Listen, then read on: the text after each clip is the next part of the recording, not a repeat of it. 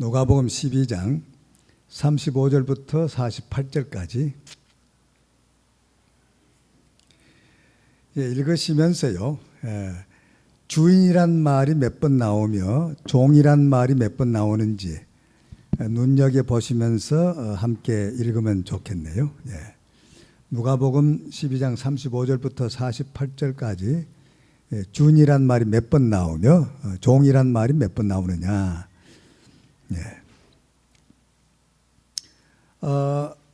그렇게 여러분들 그걸 눈여겨보시려면 제가 읽고 여러분들 보시는 게 더 나을 것 같아요. 그렇죠? 제가 읽겠습니다. 교독하지 않고요. 제가 좀 빠른 속도로 읽겠습니다. 시간이 작화가기 때문에.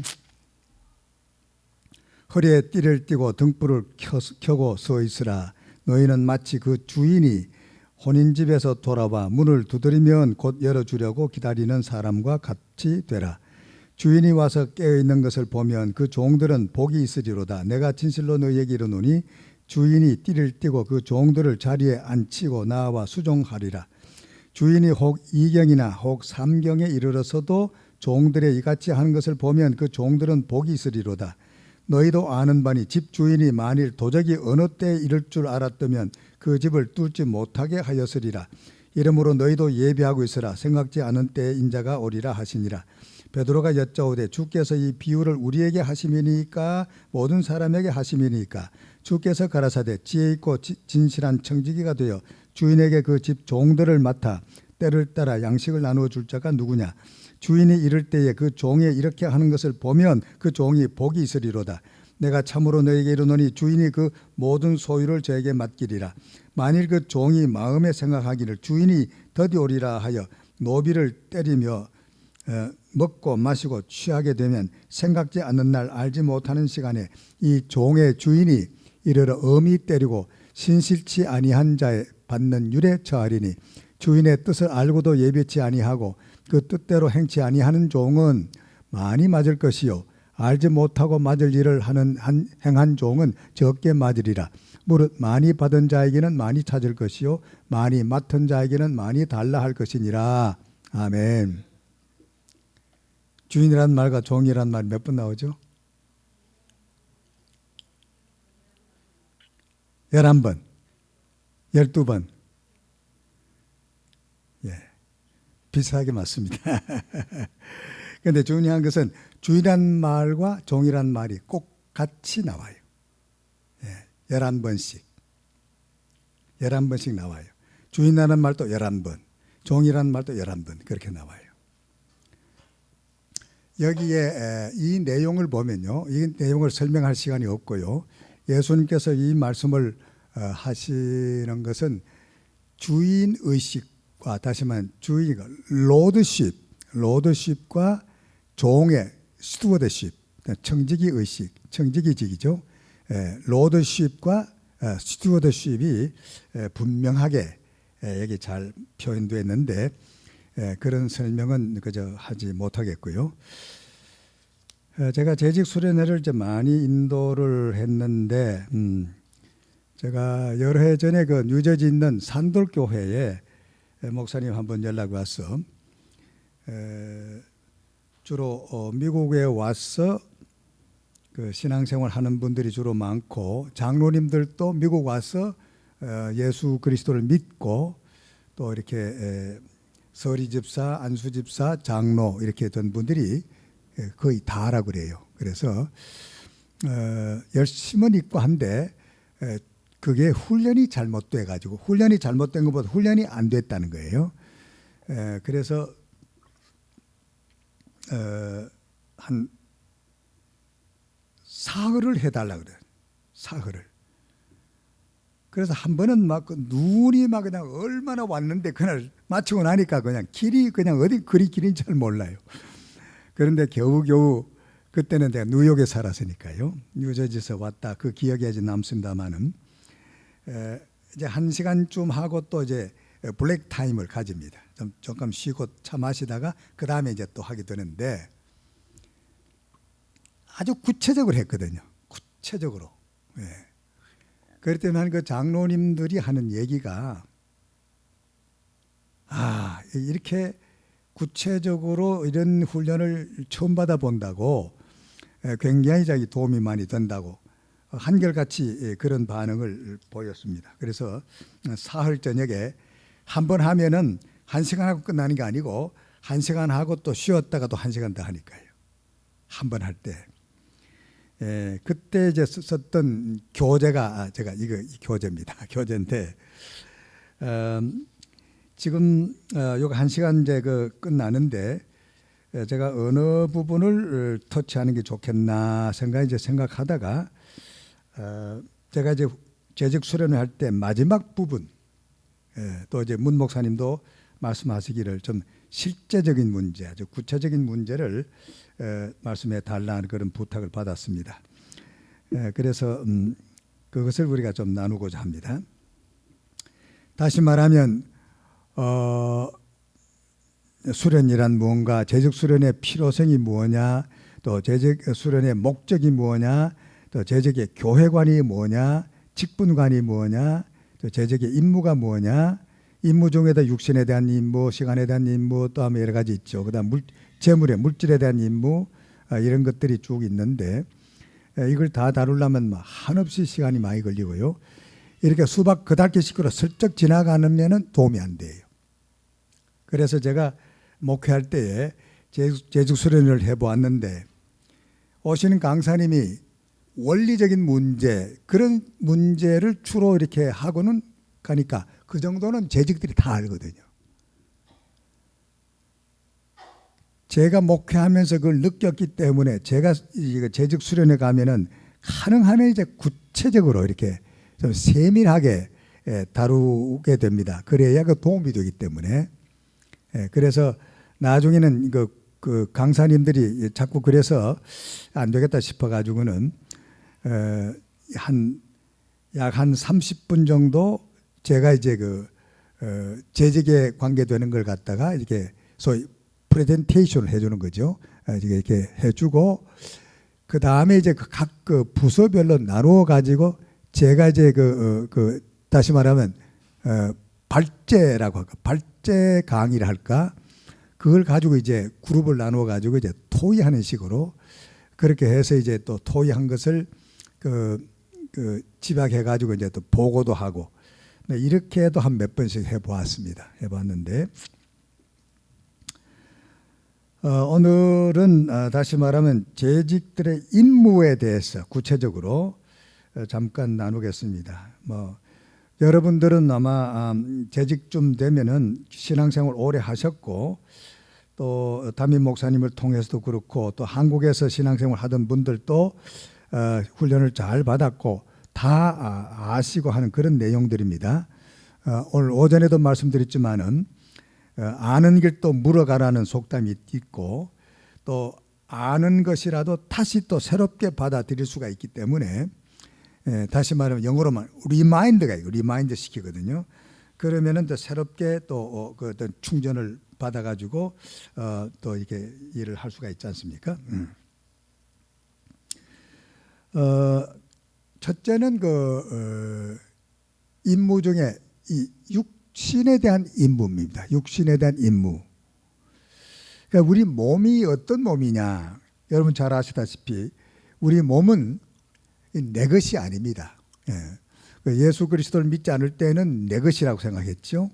그런데 예수 그리스도를 믿은 다음부터는 그게 소유 개념이 완전히 바뀌죠. 이거는 우리는 값으로 팔린 몸입니다. 우리 모두는 우리 몸이 내 것이 아닙니다. 하나님의 것이죠. 예수님의 그 피로 십자가에서 흘리신 그 보혈에 팔려갔기 때문에 내 마음대로 해서는 안 돼요. 아까 우리 읽은 누가복음 12장 35절부터 48절까지 있는 말씀대로 이제는 과거에 믿지 않을 때는 그러니까 그리스도 밖에 있을 때는 내가 주인이 됐죠. 이것도 여러분들 많이 들었을 겁니다. 내가 나 자신의 주인이 됐는데 예수 그리스도를 알고 예수 그리스도 안에 들어왔을 때는 예수 그리스도 안에 들어온 다음부터는 그 다음에는 나는 내가 주인이 아니고 나는 종이다 그 말이죠. 청직이다. 이 의식이 철저해야 됩니다. 예수님은 주인이시다. 로드십을 우리가 인정하고 나는 그 대신 나는 청직이다 혹은 종이다. 스튜어드십이 철저하게 그것만 되어 있으면은 그 다음에는 이제 사실은 그게 가장 기본적인 것이죠. 해결이 됩니다.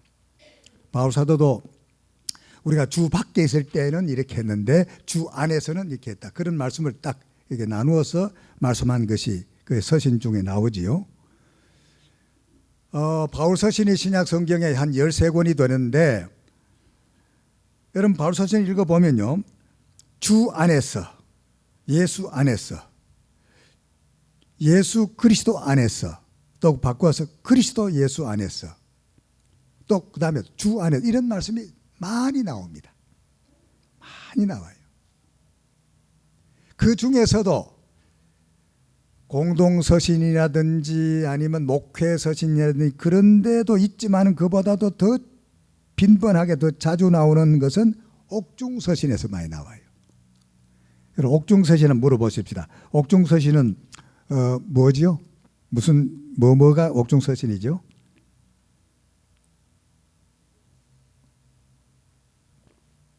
옥에서 기록해서 보낸 편지인데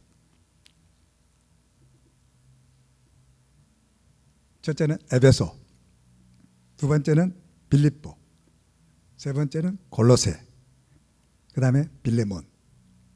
이 네 서신이 바로 옥중서신이라고 그래요. 거기에 여러분들 앞으로 이제 읽어보세요. 서신 쭉 읽다가 주 안에서 예수 그리스도 안에서 그리스도 예수 안에서 하는 말이 몇 번 나오니 굉장히 자주 나옵니다. 바울이 복음을 전하다가 감옥에 갇혀 있어요. 몸이 감옥에 갇혀 있지만은 바울은 나는 몸이 갇혀 있는 자유가 없는 몸이 아니라고 생각합니다. 감옥의 안에 있는 것이 아니고 나는 주 안에 있다 그래. 주 안에. 그래서 빌립보서 4장 4절에 보면 주 안에서 항상 기뻐하라. 그렇죠. 내가 다시 말하노니 기뻐하라. 지금 감옥 안에 있지 않고 자유스럽게 살고 있는 빌립보 교회 성도들에게 오히려 감옥 안에서 오히려 그렇게 권하는 거예요. 예. 대단한 분이 아닙니까? 참 바울이죠. 대단한 분이죠. 예. 그래서 우리의 몸은 이제 내 것이 아니라고 생각해야 돼요. 내 것이라고 생각하니까 문제가 생기는 거예요. 값으로 팔린 몸이다. 이러면 고린도전서 7장 23절 한번 찾아볼까요? 고린도전서 7장 23절. 누가 빨리 찾은 분 한번 큰 소리 읽어주세요. 고린도전서 7장 23절. 예, 그까지만 보세요. 너희는 무엇으로 샀다? 값으로 사신 것이니 사람의 종이 되지 말아라.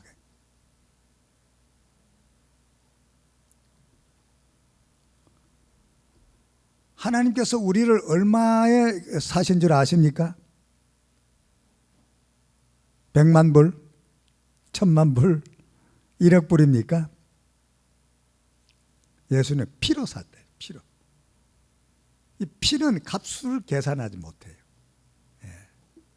그걸 피값이라고 그러죠. 피값으로 우리를 사셨어요. 피는 뭡니까? 생명이 아닙니까? 피는 곧 생명이라. 그렇기 때문에 우리는 굉장히 존귀한 존재들입니다. 우리는 굉장히 귀한 존재들입니다. 예. 그러니까 우리를 함부로 이렇게 취급하면 안 돼요. 우리 자신들이 우리 몸을 하나님께서는 예수님의 피로 사셨다는 얘기죠. 그만큼 우리는 존귀하다. 아무리 못나도, 아무리 병이 들어도, 아무리 못 배워도 우리는 주님이 나를 사시기 위해서 피를 흘려주셨다는 걸, 그 긍지를 가져야 돼요. 굉장히 중요한 얘기입니다. 그렇기 때문에 내 몸을 아무렇게나 내 굴리면 안 된다는 얘기죠. 그 다음에 두 번째는 주님께 드려야 할 몸입니다. 드려야 할 몸이 우리 몸입니다. 로마서 12장 1절, 로마서 12장 1절 다 같이 한번 읽어보십시다. 로마 12장 1절 찾으신 분 크게 한번 읽어주세요.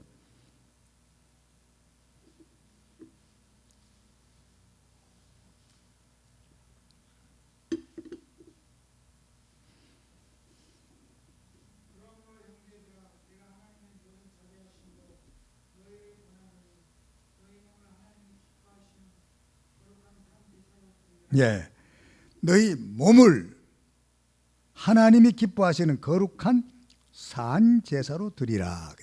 산 제사로 드리라. 우리가 팔린 몸이기 때문에 주님의 피값으로 팔린 몸이기 때문에 우리는 주님께 드려야 할 의무가 반드시 있다는 얘기죠. 드려야 되는데 안 드리면 안 되는 거예요. 주님께 드림으로써 내 몸은 더 존귀하게 된다는 것 사실이죠. 그 다음에 이제 고린도전서 10장 31절 시간이 가기 때문에 제가 읽겠습니다. 그런즉 너희가 먹든지 마시든지 무엇을 하든지 다 하나님의 영광을 위하여 하라. 영광을 돌려야 할 몸이다 말이에요. 우리 몸이. 그렇기 때문에 우리 몸을 살아있을 때는 건강하게 만들어야 됩니다. 건강하게 되고 그 생활 습관도 우리 잘 해도 음식도 우리가 절제하면서 잘 먹어야 되고 우리가 과식을 해서 우리 몸을 해친다든가 건강을 해치는 그런 일이 없어야 되고 또 우리가 그 잠도 충분히 자서 우리 몸을 건강하게 만들어야 되고 그렇게 한 목적은 내가 행복하기 위해서 하는 거 아니에요. 하나님께 영광을 돌려드리기 위해서 내 몸을 튼튼하게 건강하게 만들 책임이 이 몸에 대한 청지기가 우리에게 있다 그 말씀이죠. 그리고 우리 육신의 생명에는 두 가지 있습니다. 두 가지인데 헬라 말로는 비오수라는 그 뜻이 있고요. 생명 중에 비오수는 부모님으로부터 받은 생명이 있어요. 그 다음에 그 하나님께로부터 받은 생명이 있습니다. 그걸 조에라 그래요. 조에. 헬라 말로는 그렇습니다. 조에는 하나님께로부터 받은 생명이 있어요. 두 생명이 다 귀한 것입니다. 그러나 하나님께서 우리의 생명을 요구하실 때는 하나님의 뜻을 먼저 우선으로 생각해야 돼요. 그 하나님께 바쳐서 우리 생명을 바쳐야 되는 거죠.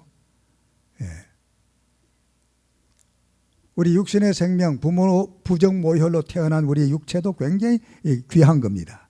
아까 몸이 귀하지만은 그보다 더 귀한 것은 조에 하나님께로부터 받은 생명이 더 귀하기 때문에 그 생명을 위해서는 우리 육체의 생명, 그래서 비오수는 우리가 희생을 해야 돼요. 그거 바로 순교다, 순교. 이 가치를 분명히 알아야 돼요. 가치를 따져서 해야 되거든요. 그런데 자기가 살고 싶지 않다고 해가지고 그만 자기 목숨을 끊어버리면은 그거는 큰 죄가 되는 거예요. 제가 은퇴하고 코스타리카에 가서 이제 선교하러 가서 한 6개월 있었는데 뉴욕에 계시는 김영호 목사님이 코스타리카로 전화가 왔어요. 받아보니까 한국에는 자살 예방을 위한 생명의 전화가 오래전부터 한 40년 전부터 시작이 돼가 있는데 한국에는 19도시에 다 있어요. 근데 서부 지역에 있어요. LA에 있는데 동부 지역에 없다는 얘기죠. 생명의 전화를 꼭 해야 되겠는데 나보고 좀 같이 하자는 거예요. 내가 지금 은퇴했고 또 코스타리카 와 있는데 지금 현역에 있고 쟁쟁한 분들이 뉴욕에 뉴저지에 많이 있지 않느냐고. 그래서 내가 사양을 했는데 결국은 제가 못 이겼습니다. 그렇게 한 6개월 만에 와서 이제 같이 이제 생명의 전화를 하는데 이 자살을 예방하는 하기 위한 생명의 전화거든요. 훈련도 몇 차례 시켜가지고 다 이제 훈련을 이제 하고 있습니다만은 심지어는요 예수를 믿는 자 중에서도 자살하는 사람들이 굉장히 많아요. 신앙이 잘못된 거예요. 정말 살 수 없고 삶의 막다른 골목에 부딪혔다 할지라도 우리 신앙을 가진 자는 절대로 절망하거나 자기 생명을 끊어버릴 마음을 가지면 이건 안 된다는 거죠. 신자는 절대 그러면 안 된다는 거죠. 그런데 믿는 자 중에서도 그런 사람 많아요. 탤런트 중에서도요, 교회 생활 잘하는 사람이 자살하는 사람들이 있습니다.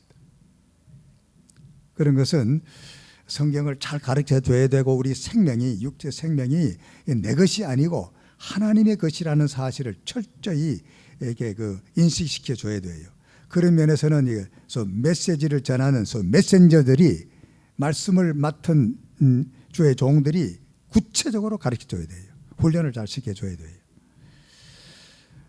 그 다음에 두 번째는 시간에 대한 임무가 있습니다. 첫째는 우리 몸에 대한 임무, 두 번째는 시간에 대한 임무가 있는데,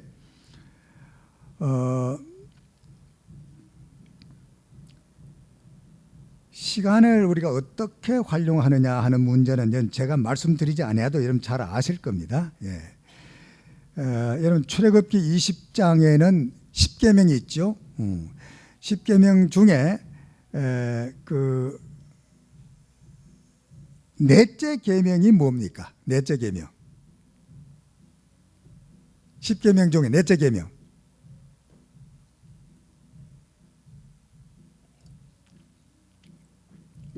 모르십니까? 아시고도 그냥 가만히 계십니까?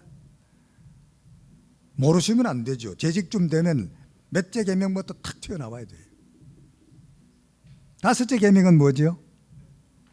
내 부모를 공경하라. 넷째 계명은 안식일을 기억하여 그날을 거룩히 지켜라. 그 얘기죠. 그런데 보통 보면요, 안식일을 기억하여 그날을 거룩히 지키라, 주일날 교회 와서 예배 잘 드리라, 그거는 강조를 많이 하는데 그 다음에 엿새 동안은 힘써 내 모든 일을 행할 것이다 하는 것에서는 별로 강조를 안 해요. 강조 안 해도 잘 하니까 그렇겠지만은 그래도 잘 바로 가르쳐 줘야 돼요. 월요일부터 토요일까지 일하지 아니하고 빈둥빈둥 놀다가 안식일이라 해서 주일이라고 해서 교회 와서 이제 예배를 드리고 또 이렇게 열심히 또 그 봉사도 하고 그렇게 한다고 해가지고 제4계명을 잘 지킨 것이냐? No, 아닙니다. 엿새 동안에 내 모든 일을 힘써 하라는 이것 하는 사람이 안식할 수 있는 자격이 있는 거예요. 또 그렇게 해야 육신이 피곤하니까 하루 쉬어서 다시 재충전을 할 수가 있는 거예요.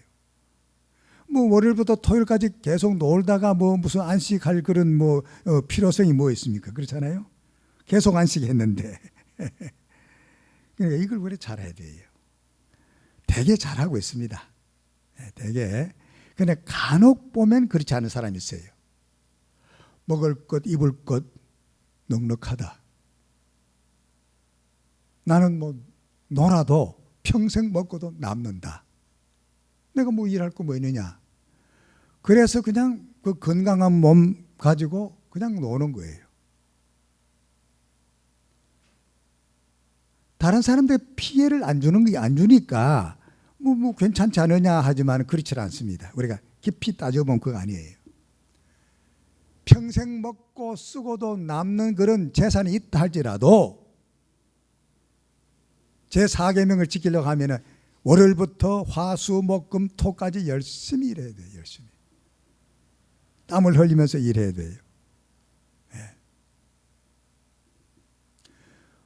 그러면 돈 있는데 뭐 그렇게 돈벌이 해서 뭐 하느냐 그렇게 생각하지만은 돈 많이 있으면은 자기 먹고 쓰고 남을 게 있으면 벌어가지고 남을 주기 위해서 해야 돼요. 남을 주기 위해서. 남을 주기 위해서 벌어야 돼요. 자기만 생각하니까 나는 먹고 쓰고 남는다. 난 일할 필요 없다. 놀아도 된다 그러지만 그게 잘못된 생각이다 그 말이죠. 중요한 얘기입니다. 이게.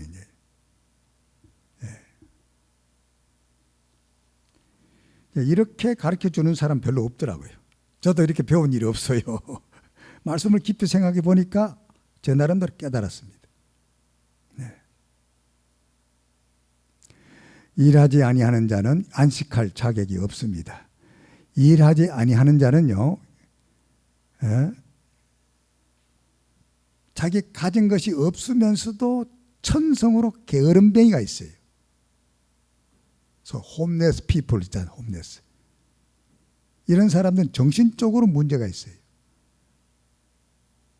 몸도 괜찮아요. 건강해요. 그 몸 가지고 일하면 얼마든지 자기 먹고 살 수 있고 다른 사람들에게 피해를 안 끼칠 수 있는데 안 하는 거예요.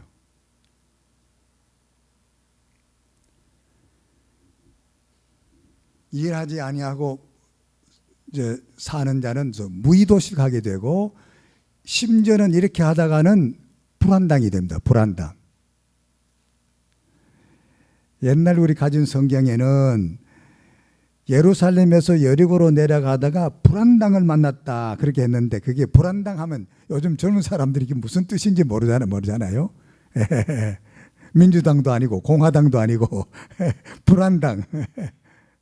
그러니까 이제 젊은 사람들 이해하기 좋게 고친 거예요. 그래서 강도라 고쳤습니다. 강도. 이 불안당이라고 할 때 한자로 뭐 어떻게 쓰는지 하면요. 안이 불자하고 땀 한자하고 물이 당자 써요. 땀을 흘리지 아니하는 물이다 이 말이에요. 땀을 흘리지 아니한다는 뭐예요? 일 안 한다는 거죠. 그러니까 일하지 아니하는 자는 바로 불안당이 되기 때문에 우리 믿는 사람으로서는 절대 이래서는 안 된다. 이 죄다 이 말이죠. 예. 그 다음에 일하지 아니하는 자는 시간이 많이 남아 돌아가면요. 엉뚱한 생각하고 죄를 짓습니다. 예. 범죄하기 쉽습니다. 조심해야 되죠. 이러다가 죄를 지은 사람들이 얼마나 많은지 모릅니다. 자, 그러면 시간에 대한 임무 가운데 첫째는 여섯 동안 힘써 일하는 날로 이제 시간을 보내야 되고 두 번째는 주일날을 복되게 해야 됩니다. 출애굽기 20장 11절 하반절에 보니까 그러므로 나 여호와가 안식일을 복되게 하여 그날을 거룩하게 하였느니라. 안식일을 복되게 했다 그랬어요. 하나님께서 안식일을 지키는 자에게 주실 복을 딱 준비해 놓았다가 지키는 자에게 그냥 부어주시는 거예요. 그래서 그날 지켜야 받는지 받지 안 그러면 못 받는 거예요. 예. 그래서 우리 믿는 사랑 성도들은요, 이 일요일이라 해서는 안 됩니다. 이 일요일 주일이라고 해야 돼요. 주일. 예. 주일은 주님의 날이다 그 말이에요. 주님의 날, 내 날이 아니라는 거죠. 예. 예. 그러니까 일요일 하는 사람들이 꽤 많아요. 예. 재직들 중에서도 일요일 그냥 쉽게 말아요. 다음 일요일날 만납시다 이렇게 하는 거예요. 신앙생활 꽤 오래 한 사람들도 그래요. 훈련을 잘못 받아서 그렇습니다. 일요일은 뭐냐면은 노는 날이에요. 일요일날 노는 날이고 주일날이라고 하는 생각을 가져야 교회 가는 거죠. 주일이라는 개념이 분명히 우리 머릿속에 박혀 있어야 돼요. 예. 여러분들 중에는 그런 분 없는 줄 압니다만은 여러분 주일을 일요일이라고 하지 마세요. 예. 주일이다. 주의 날이다. 예. 주님이 주인이시다. 아까 우리 누가복음 12장 35절로 48절까지 읽었잖아요. 주인이란 말과 종이란 말이 각각 11번씩 기록되어 있잖아요. 예. 그 다음에 복되게 하려면 어떻게 해야 되느냐. 주일을 존귀히 여기라. 존귀히 여기라 그랬습니다. 이사야 58장 13절 14절에 보니까요. 만일 안식일은 네 발을 금하여 내 성일에 오락을 행치 아니하고 안식일을 일컬어 즐거운 날이라 여호와의 성일이라 성일을 존귀한 날이라 하여 이를 존귀히 여기고 내 길로 행치 아니하며 사사로운 말을 하지 아니하면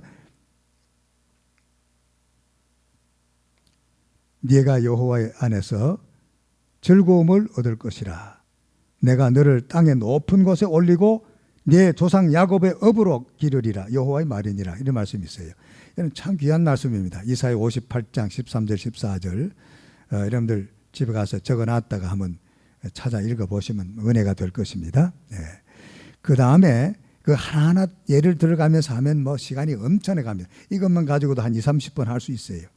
근데 그냥 지나가겠습니다. 여러분들 뭐 하나 들으면 다 10가지 깨달을 수 있는 적어도 에버그린 장로교회 여러분들은 그런 수준이니까 뭐 그렇게 구체적으로 안 해도 알아들으실 겁니다. 예. 두 번째는 뭐냐면 예비일을 중요시함으로 시간에 대한 임무를 완성하자. 예비일. 예. 마가복음 15장 42절에 보면 이런 말씀이 나와요. 마가복음 15장 42절에 보면 이날은 예비일 곧 안식일 전날이므로 저물었을 때 이런 말씀이 나와요. 이날은 예비일 곧 안식일 전날이다. 예비일이란 말이 나와요. 예비일. 예비일이란 뜻이 뭐냐 하면은 예비란 말은 미리 예자하고 준비할 비자예요. 미리 준비하는 날이다 그 말. 미리 준비를 해야 돼요.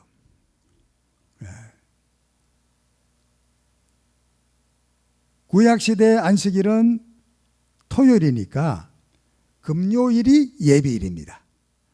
오늘 신약시대에 예수님이 부활하시고 성령 강림이 오순절 때 주일이시고 그런데 우리가 주일을 주님의 날로 지키는 주님의 날을 안식일로 지키는 오늘 우리들은 예비일이 언제냐? 토요일입니다. 토요일. 이날을 귀히 여겨야 돼요. 예비일을 중요시해야 됩니다. 이제 뭐 내일은 일요일이니까 예수 믿어도 일요일이라는 생각 가지기 때문에 어떤 생각을 가지냐면 토요일 날 뭐 늦게 뭐 연속곡 보고 늦게 무슨 뭐 잡담하고 놀다가 그 다음에 늦잠 자고 내일은 뭐 노는 날이다 이런 생각 가지고 그렇게 되면은 예비일로 지키는 자가 아닙니다. 다른 날보다도 토요일 날은 미리 준비를 해야 돼요. 마음으로 준비하고 그 다음에 그래서 내 입고 갈 옷도 미리 다 준비해 놓고 세탁소 맡겨놓고 깜빡 잊어버리고 그냥 주일날 입고 가야 되는데 입고 갈 옷이 없다.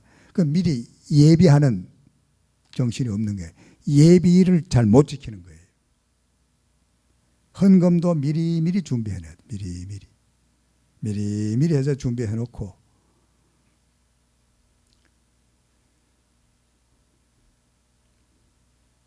그래야 주의 날을 복되게 하는 자입니다. 주일날 그저 교회 와서 우두커니 몸만 와서 앉아있다 간다고 해서 복 받는 건 아니에요. 예비를 중요시하는 자가 주일날 와서 복을 받는 데요. 준비 없이는 복을 하나님께서 그런 사람 복을 안 주세요. 그러니까 주일날은 내일 주일날이니까 일찍이 가능하면 일찍이 자자. 아주 급한 일이 있으면 할 수 없지만은 가능하면은 노력하면은 일찍이 잘 수 있으니까 일찍이 자고 내일 아침에 일찍 일어나서 미리 다 준비하고 그 다음에 이제 그렇게 된 사람이 주일날 교회 늦겠습니까? 늦진 않죠. 가는 거예요. 빨리빨리 가는 거예요.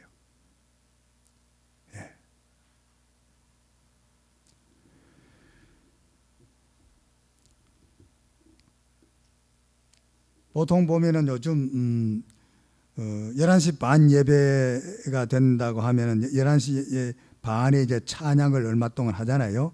그러면 찬양은 아예 그 예배가 아닌 줄 알아요. 11시 반 예배면 그때 11시 반부터 찬양을 한다고 말이에요. 그 예배거든요. 그 찬양은 예배라고 생각 안 하는 분들이 있어요. 그냥 아무렇게나 그냥 뭐 준비도 없이 그냥 와서 왔다 갔다 하고 말이 그렇게 하거든요. 그건 잘못된 예배입니다. 혹 기도할 때 보면 찬양과 예배를 하나님께 드립니다 했는데 저는 가끔 생각됩니다. 예배 속에 찬양이 들어가는데 왜 예배와 찬양이라 그러냐? 그 좀 고쳐야 되겠다는 그 생각이 자꾸 들어가요. 예배 속에 찬양, 기도, 헌금, 설교 다 들어가잖아요. 예배는요, 하나님께 드리는 순서가 있고 하나님께로부터 받는 순서가 있어요. 드리는 순서는 뭡니까? 찬양, 찬송 드리지요. 기도 드리지요. 예물 드리지요. 크게 보면 한 네 가지 정도가 하나님께 드리는 순서입니다. 우리 주일마다 어느 교회든지. 받는 순서는 뭐냐면은 설교입니다. 설교. 그 다음에 뭔데 아세요? 받는 순서 중에 또 하나. 예배 순서 중에. 뭐예요? 큰 소리 말해보세요. 축도예요. 축도. 예. 축도는 받는 거예요. 기도는 예수 그리스도 이름으로 구원받은 사람 누구든지 기도를 하나님께 드릴 수가 있어요. 기도는 드리는 거예요. 올려 드리는 거예요. 축도는 뭡니까? 받는 거예요.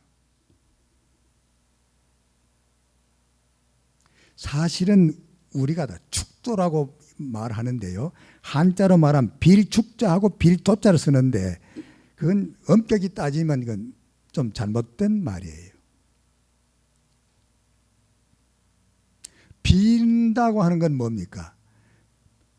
다른 사람을 위해서 내가 대신 빌어주는 거예요.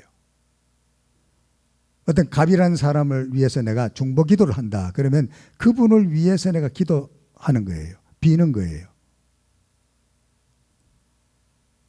이 복도 그렇습니다. 축복과 그냥 복하고는 다릅니다.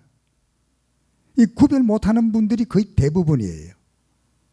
목사님들 중에서도 축복과 복을 구별 못하고 그냥 같이 쓰는 분들이 거의 대부분이에요.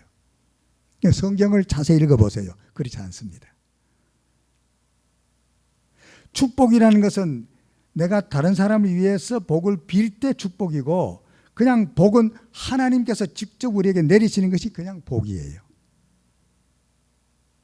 여러분 성경 읽을 때 한번 자세히 눈여겨보세요. 다 그렇습니다. 제가 이런 걸 이제 잘못된 그런 것들이 좀 많아서 이게 너무 보편화되어 가지고 갑자기 고쳐지진 않지만은 글에 대한 그 글을 제가 좀 써놨어요. 네, 써서 이거 어떻게 하면 좀 많은 분들에게 좀 이게 이게 한꺼번에 좀 이렇게 알려가지고 같이 나눌 수가 있을 것인가 생각하는데 그렇게 하려면은 돈을 들여가지고 광고를 내서 그럼 광고비가 많이 들어가잖아요. 예. 그러니까 그렇게 안 하고는 많은 사람들에게 이게 알릴 수가 없어요.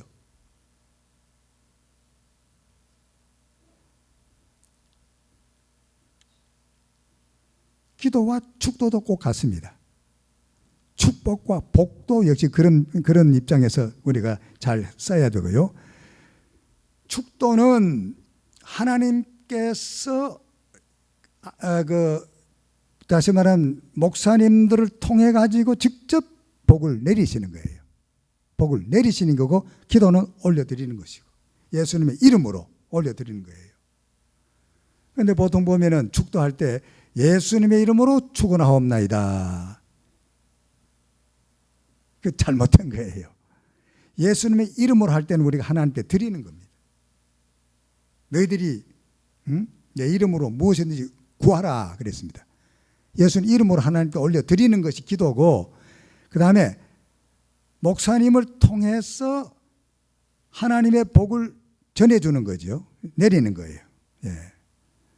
그래서 사실은 이것을 축도라 하기보다는 강복선언이라 하는 말이 옳다 그래 봅니다. 강자는 뭐 내릴 강자거든요. 내릴 강자. 강복, 복복자. 복이 하나님께로부터 내려온다는 거죠. 그게 예수님의 이름으로 축원합니다. 그러면 안 돼요. 저희 교회 나오는 어떤 은퇴하신 목사님인데 지금 거의 백수가 다 돼 가십니다만은 그냥 제가 오면 축도를 가끔 시키면은 예수님의 이름으로 축원합니다. 축도할 때 그렇게 해요. 저거는 안 되는데 대선배 목사님께 얘기하기 도 곤란하고 내가 고민을 많이 했어요. 고민을 많이 했어. 그러다가 이제 전체 앞에서 그걸 한번 이렇게 교인 전체 앞에서 그걸 가르쳐 준 일이 있는데 나중에는 목사님이 알아채고 고쳤습니다만은 천만 다행이다 그래 생각했습니다. 강복입니다. 강복. 하나님의 축복이 말이겠다. 엄격히 따져보면 잘못된 거예요. 하나님의 축복, 하나님의 복 해야 돼요. 하나님의 복. 창세기 12장 쭉 읽어보세요. 창세기 12장 읽어보면 딱 구별해서 써놨습니다. 축복과 복 다르게 표현하는 것을 볼 수가 있습니다. 이렇게 하려면 한정이 없습니다. 자꾸 그렇게 지나가고요. 주의 날을 복되게 하려면은 주의 날을 존귀 여겨야 되고 예비를 중요시해야 되고 그 다음에 육신을 안식케 함으로 복되게 해야 되지요. 그 다음에 예배하는 날로 삼아야 되고요. 물론 주일날은 하나님께 예배한 날로 삼는 것은 뭐 성경에 많이 있으니까 뭐 성경 찾아보고 할 시간이 없으니까요. 그냥 지나가도록 하겠습니다. 또 선행과 봉사하는 날로 삼음으로 주의 날을 복되게 해야 되겠죠. 그 주일날은 다른 일보다도 선한 일에 하고 선한 일에 열심히 일하고 봉사하는 그런 일로 삼아야 돼요. 구제하고 그 다음에 어려운 사람을 돕고 또 병든 사람들 찾아가서 신방하고 위로해주고 또 가난하고 어려운 사람들에게 또 이렇게 좀 갖다 주고 이제 일 배려해주고 하는 그런 것들 중요합니다. 우리 교회는 그거 잘해야 되죠. 그게 아주 중요한 것입니다. 네. 아침에 올 때 제가 우리 처갓집에 우리 장인어른이 이제 목사님이신데 그 98세 하나님의 부르심을 받아가셨는데 그 사도행전 20장 35절을 가지고 한자로 썼어요. 한자로 써서 이제 처갓집에 가면 이렇게 액자로 해서 이제 우리 장인어른이 써가지고 다 붙여놓고 가족들 다 불러가지고 자식들 뭐 손자들 다 불러놓고 설명해 주는 겁니다. 우리 박씨 가문의 가훈이다 하면서 이제 사도행전 20장 35절을 주셨는데 그게 한자로 표현됐어요. 시비 수경 위유복이다. 그거 보면 이제 주는 것이 받는 것보다 복이 있다 그런 말이거든요.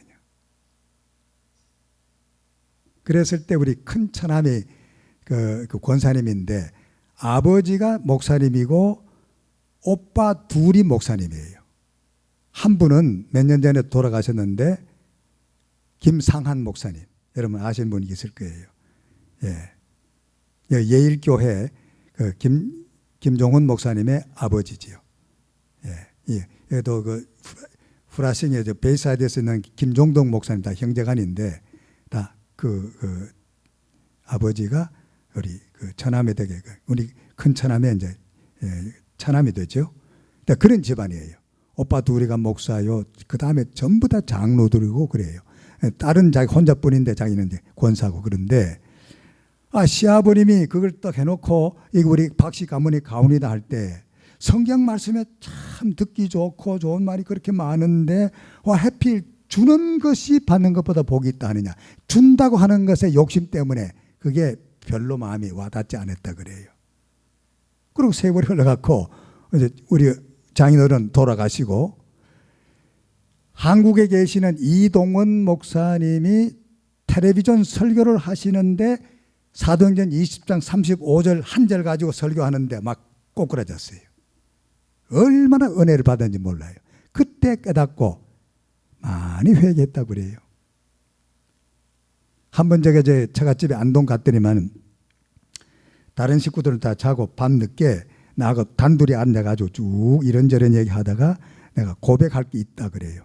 그러면서 그 얘기를 하더라고요.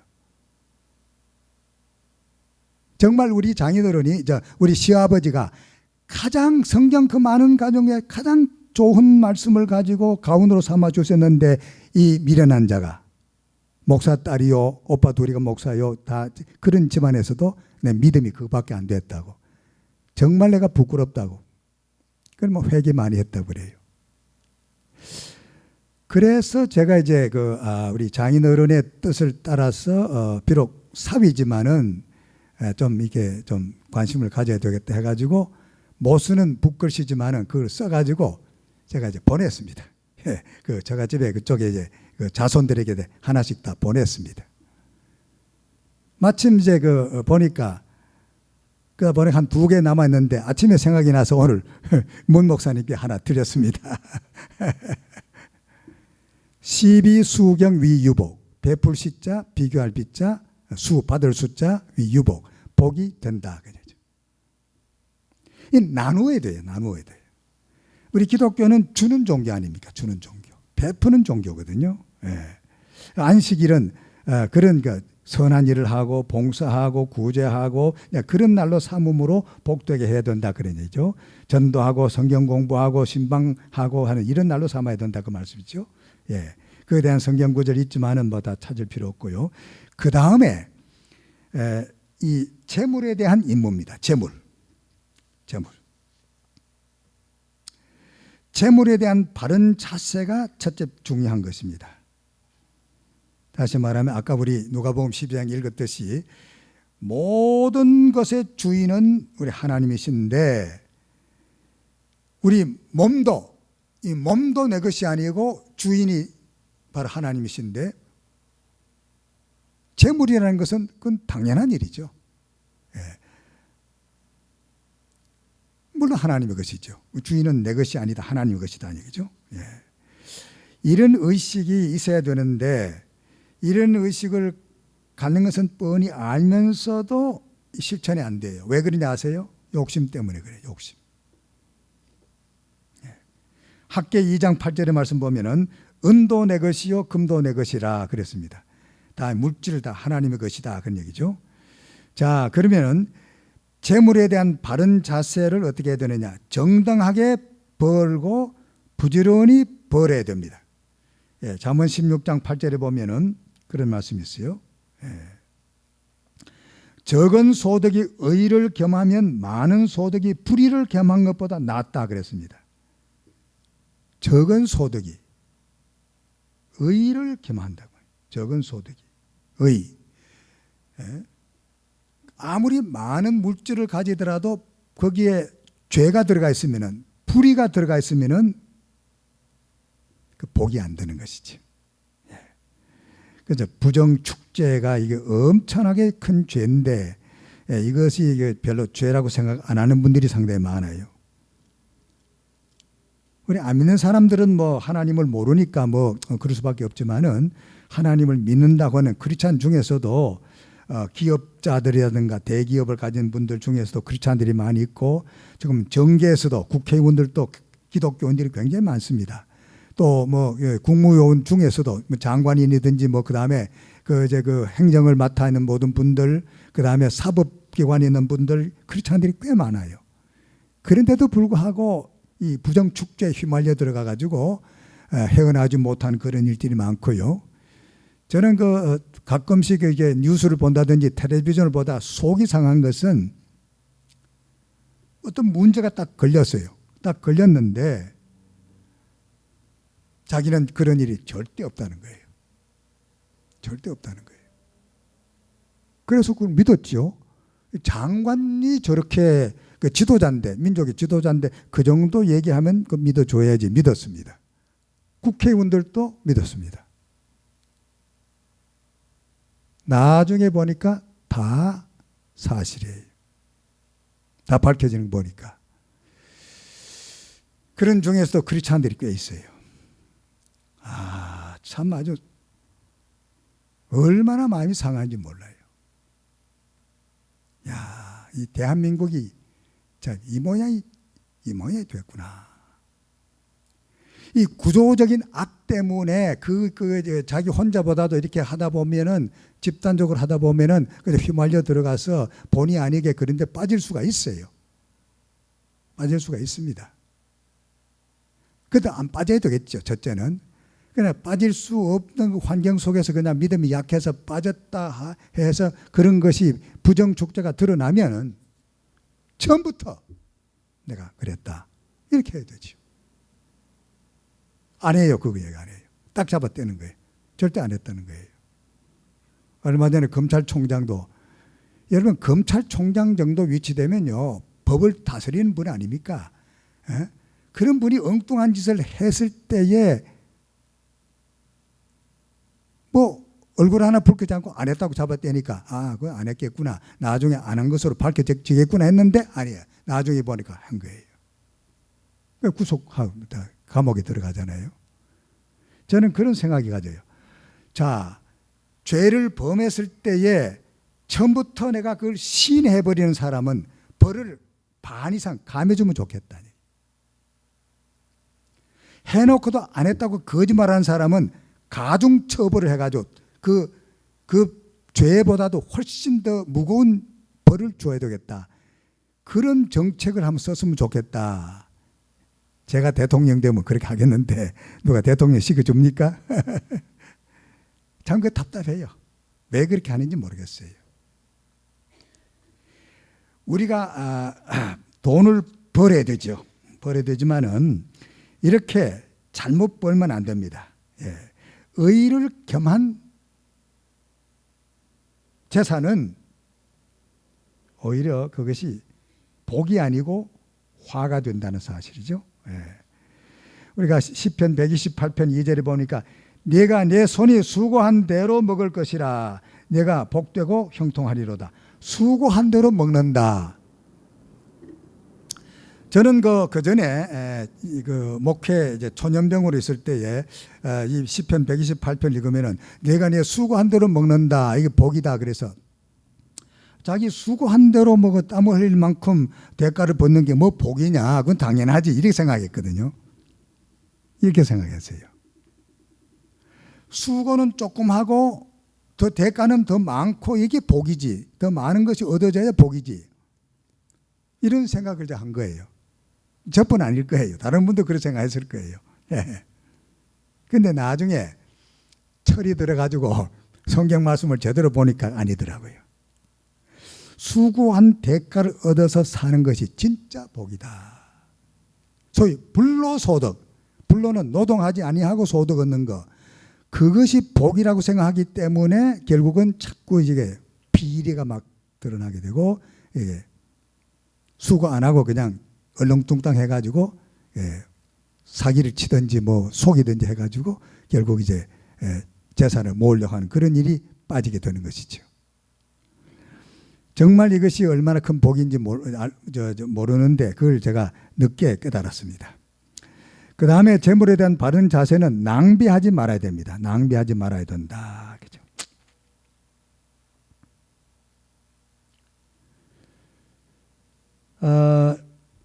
누가복음 16장에 보면은 그 부자와 나사로 비유가 나지 않습니까? 한 부자가 있어 자색옷과 고운 베옷을 입고 날마다 호화로이 연락했다 그랬습니다. 이 부자는 날마다 호화로이 연락했다. 좋은 옷을 입고 돈이 많으니까 낭비한 거죠. 낭비한 거. 우리 그리스도인들이 낭비하면 안 돼요. 아무리 돈이 많아도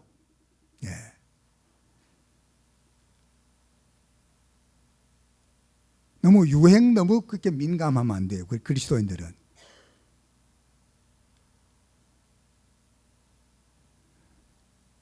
사치하고 싶은데 돈이 없어 못한다. 그게 아니에요. 얼마든지 사치할 수 있는 여유가 있어도 안 하는 것이 그게 진짜 믿음이다. 돈 좀 있다고 해가지고는 뭐 식구들이 몇이 안 하는데도 그냥 돈 자랑한다고 엄청나게 큰 집을 사가지고 그냥 뭐 자랑하려고. 안 믿는 사람들 그렇게 하지요. 그러나 우리 믿는 사람은 그렇게 하면 안 돼요. 내 것 가지고 내가 뭐 하는데 뭐 누가 말할 거냐? 물론 그렇죠. 그러면 아무 문제가 안 됐습니다. 다른 사람의 것을 가지고 하면 그건 뭐 문제되지만 자기가 벌어가지고 자기가 이제 재산 모험 가지고 큰 집 사고 하는 거 뭐 문제가 되는 거 아닙니다. 그러나 우리 그리스도인들은 그렇게 하면 안 돼요. 옷도 그래요. 한 500불짜리면 뭐 충분해요. 남과 섞여서 얼마든지 교제할 수 있고 그 옷 입고 어느 곳이라도 갈 수 있고 그 옷 입고 대통령도 만날 수 있는 그런 옷이 되면 되는 거예요. 그 내가 돈이 이렇게 많은데 이 500불짜리 가지고는 안 돼. 내 위신 떨어져. 그래가지고 5,000불짜리, 10,000불짜리 말이에요. 낭비하는 거예요. 낭비하는 거예요. 법적으로는 아무 문제가 되지 않아요. 그러나 신앙적으로는 문제가 돼요. 자기 자신은 검소하게 살고 그 다음에 그걸 가지고는 베풀어야 돼요. 줘야 돼요. 사도행전 20장 35절 뭔지 아까 말씀드렸죠. 주는 것이 받는 것보다 복이 있다. 이게 진짜 진리거든요. 진짜 복이거든요. 이렇게 살면 나중에 우리 육신이 살아있을 때 그렇게 부지런히 그렇게 해놓으면요, 그 하늘에 쌓아두는 것이 됩니다. 하늘에 쌓아두는 거. 그건 나중에 또 우리 말씀을 찾아가서 또 읽겠습니다만은, 낭비하지 맙시다. 한 곳 더 찾아보겠습니다.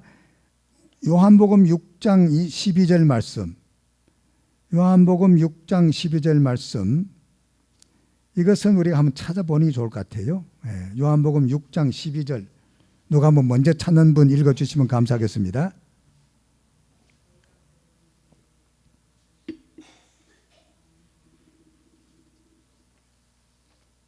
예. 저희가 배부른 후에 예수께서 제자들에게 이르시되 남은 조각을 거두고 어떻게 하라? 버리는 것이 없게 하라 그랬습니다. 여러분들 이 요한복음 6장 가지고 오병이어를 가지고 5천을 먹인 데 대한 설교를 많이 들었을 거예요. 그런데 남은 조각을 버리지 말라 하는 것을 강조하는 그런 설교는 많이 못 들었을 거예요. 저는 이 말씀을 읽으면서 굉장히 은혜를 받았어요. 한 소년 아이가 도시락 혼자 먹으면 좀 맞는 거, 보리떡 2개하고 보리떡 5개, 물고기 2마리 혼자 먹으면 되는 그런 양을 주님께 바쳤는데, 그것을 들고 하나님이 예수님이 축사하신 다음에 나눠주니까 엄청난 것이 나왔는데, 저 같으면은 제자들이 말이죠, 그 부스러기 조각이 많이 이렇게 뭐 있으면 그 제자들이 막 이렇게 광줄에다 담으면은, 야, 그거 왜 줍느냐? 왜 그 구질구질하게 그렇게 하느냐? 그거 버리라. 근데 한번 축사하면 뭐 엄청나게 생기는데 왜 그렇게 하느냐? 저 같으면 그렇게 할 거예요. 예수님께서는 그렇게 하지 않았습니다. 이 말씀을 읽고 제가 얼마나 은혜를 받은지 몰라요. 저희가 배부른 후에 예수께서 제자들에게 이르시되 남은 조각을 거두어라, 버리는 것이 없게 하라 그랬어요. 이것이 예수님의 경제관입니다. 좀 있다고 해서 그냥 막 낭비해버리고 허비해버리고 말이에요. 그것은 그리스도인의 정신이 아니란 얘기죠. 전략해야 돼요. 전략해야 돼요. 보통 우리 보면은요, 자기 가정집에 거는 뭐 전기 하나라도 전략하기 위해서 뭐 그냥 불도 끄고 뭐 신경 쓰는데, 또 물도 그렇게 쓰는데, 이 단체가 공적으로 쓰는 데는 그렇게 안 해요. 화장실에 가서 무슨 뭐 티슈 이런 거 그런 것도 그냥 하나만 써도 되는데 둘, 셋 막 그냥 젖어가지고 그 쓰레기통이 보면 말이요, 손 닦고 이렇게 하는 거 보면은 물도 잘 안 묻은 게 그게 막 버린 게 있어요. 그때 마음이 굉장히 나빠요. 야, 자기 집에 거는 이렇게 안 할 텐데.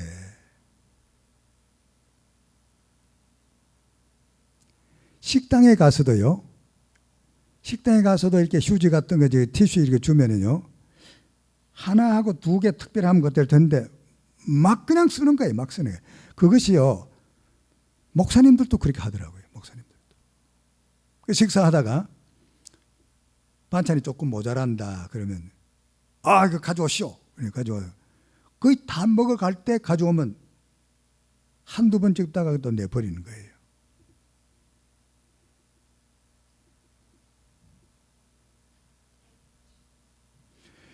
남에게 베풀 때는 주머니끈을 풀어가지고 이렇게 막 그냥 아낌없이 베풀어야 돼요. 도움이 필요한 사람에게. 그러나 자기 자신을 위해서 쓸 때 그렇게 낭비하지 말아라. 사치하지 말아라. 하나님이 다 보고 계셔요. 예수님께서 남은 조각을 버리지 말고 더 거두어라 하는 그 정신이 예수님의 정신인데, 그 정신을 기준으로 해서 우리를 보고 계신다는 것을 꼭 기억해야 됩니다. 중요한 얘기입니다. 이것은 구체적인 거다. 작은 것이라도 이건 소홀히 하면 안 돼요. 예수님께서도 작은 것에 충성하는 자는 큰 것을 맡겨 주시겠다, 그런 말씀 있잖아요. 바르게 사용해야 된다는 거예요. 바르게 사용하라. 마태복음 6장 20절 말씀, 제가 이 말씀을 많이 읽고 하는 말씀인데요. 마태복음 6장 20절 말씀, 무슨 말씀이 거기 있는지 여러분 아시죠? 19절 20절인데 시간 관계로 20절만 한번 읽어보실까요? 마태복음 6장 20절. 누가 한번 크게 읽어주세요.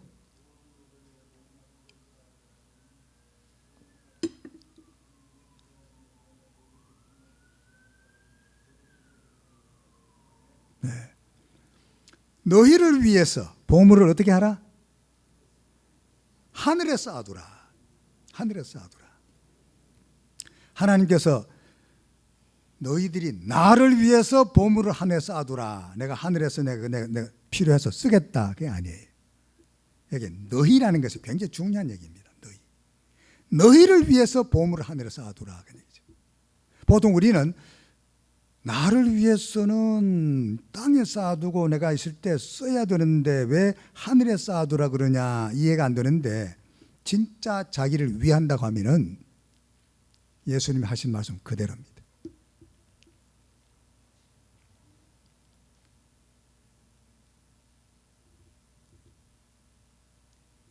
저는 그 전부터 성도들 가정에 신방을 한다든지 하면은 좀 잘 사는 가정이 있고, 집에 들어가면 집도 좋지만 안에 가구라든지 뭐 해놓은 게 뭐 어리어리하게 뭐 잘 해놨습니다. 잘 해놨어요. 근데 그렇게 해놓고 또 그렇게 하면서도 남에게 베푼다든지, 또 교회를 위해서 또 이렇게 봉사도 하고, 또 쓸 때 쓰면 또 좀 덜 하겠는데, 가보면 뭐 굉장히 잘 해놓고 헌금은 잘 안 해요. 헌금은 잘 안 해요. 그리고 그 도움이 필요한 사람들에게 이렇게 베푸는 거 잘 안 해요. 그러면은 굉장히 말은 안 하지만은 기분이 아주 안 좋아요. 자, 이런 가정에 가서 이제 복을 어떻게 비느냐. 내 양심으로는 이 가정에 복을 주십시오. 이 가정이 이렇게 좋은 집에 살고 이렇게 잘 사니까 하나님 감사합니다. 이런 기도가 잘 안 나와요.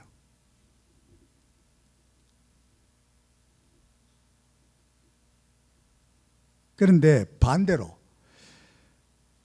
얼른 보면은 사업도 잘하고 굉장히 잘 살 것 같고 한데 가보면은 아주 검소해요. 집도 그렇게 크지 않고. 그러면서도 베푸는 걸 할 때는 아끼지 않아요. 베풀어요. 그런 집에 가면 기분이 그렇게 좋아요. 그냥 복을 막 빌고 싶어요. 하나님이 기뻐하실 것이다. 그렇죠?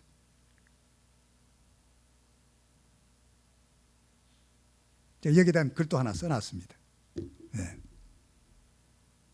나는 보물을 어디 쌓아놓고 있는가, 그런 제목입니다. 그러니까 마태복음 6장 19절 20절에 있는 말씀을 중심해서 그 외에도 좀 글을 써놨습니다. 여러분들 오순절 때 성령 강림 후에 그 성령 충만이 받은 성도들이요, 참 놀랬죠. 대단하죠. 대단하죠. 자기가 피땀 흘려 번 재산인데도 불구하고 그 사도행전 4장에 보면요, 자기 소유를 자기 것이라고 하는 사람이 어떻게 되다고요? 한 사람도 없었다 그래요. 한 사람도. 같이 공유하는 거죠. 다 안 해놓고 같이 쓰는 거예요. 같이.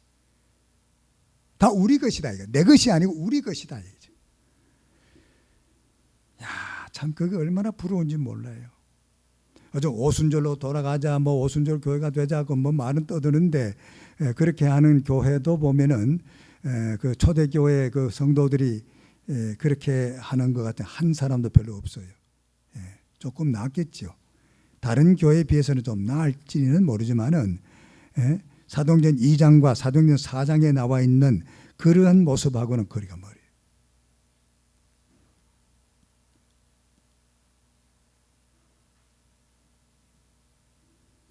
바르게 써야 돼요. 바르게 써야 돼요.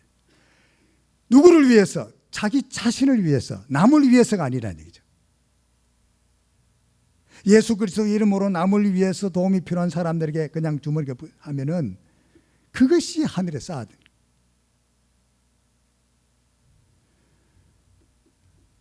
하나님께서 도와주셔가지고 뭐 경제적으로도 여유 있게 해가지고 아들, 딸 뭐 다 의사가 되고 변호사가 되고 뭐 이게 잘 살고 뭐 사업가가 되고 했는데 돈 쓸 일이 없어요. 그런데 그렇게 다 자녀들 공부시키고 성공시킨 뒤에도 아직 재산이 많이 있어. 그걸 어떻게 할 것이냐? 써야죠. 자기 이제 먹고 살 만큼 어느 정도 해놓고는 나머지는 막 베풀어야 돼요. 막 내보내야 돼요. 좋은 일이 얼마나 많은지 몰라요. 할 일이 너무너무 많아요. 이런 훈련이 교회마다 있어야 될 것 같아요. 교회마다.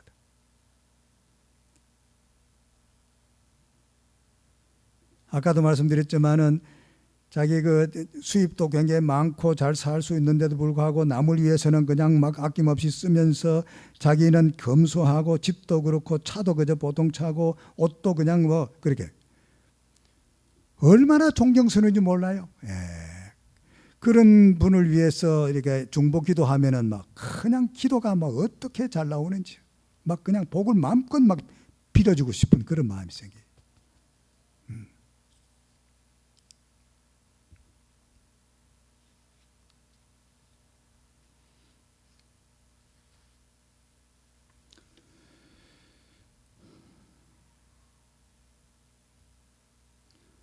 그 다음에 헌금에 대한 바른 자세가 필요합니다. 헌금에 대한 바른 자세요. 헌금 정신이라는 것은 신앙과 헌신과 감사의 표현이 헌금 정신이죠. 여러분 다 아시고 계십니다. 헌금은 신앙의 표현입니다. 헌금하지 아니하면서 나는 믿음이 있다고 하는 것은 거짓말이죠. 자기를 속이는 것이죠. 잘못된 생각이죠. 헌금은 몸을 드리는 헌신의 표현입니다. 헌금은 하지 아니하면서 나는 하나님께 몸 바쳐 뭐 이렇게 일한다 하는 것 다 그건 거짓입니다. 헌금은 감사의 표현입니다. 헌금도 하지 아니하면서 그저 입으로만 하나님의 감사합니다, 감사합니다, 감사합니다 해봐야 그 하나님이 그 감사는 받아주지 아니하는 감사가 되어버리죠. 헌금은 회비가 아닙니다. 헌금은 도네이션이 아닙니다. 기부금이 아닙니다. 헌금하고 기부금하고 이렇게 혼돈하면 안 됩니다.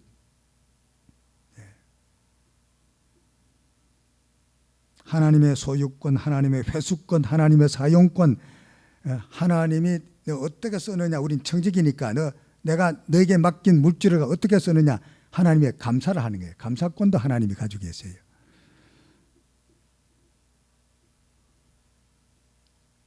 헌금의 표준이 뭐냐?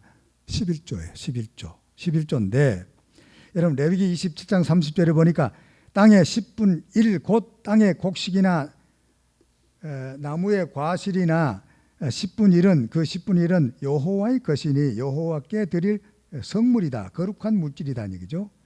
말라기 3장 8절 잘 아시는 사람이 어찌 하나님의 것을 도적질하겠느냐.